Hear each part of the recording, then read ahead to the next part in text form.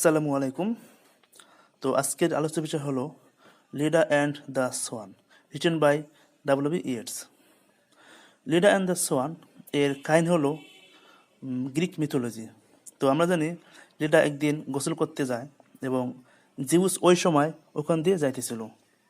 তখন লিডা এর সুন্দর মনোমুগ্ধকর চেহারা দেখে মুগ্ধ হয় এবং রাজহাঁসের ছদ্মবেশে জলাশয়ে নামে এবং লিডাকে সিডিউস করে বা রেপ করে, যার ফলে লিডা প্রেগনেন্ট হয় এবং হেলেনের জন্ম হয়।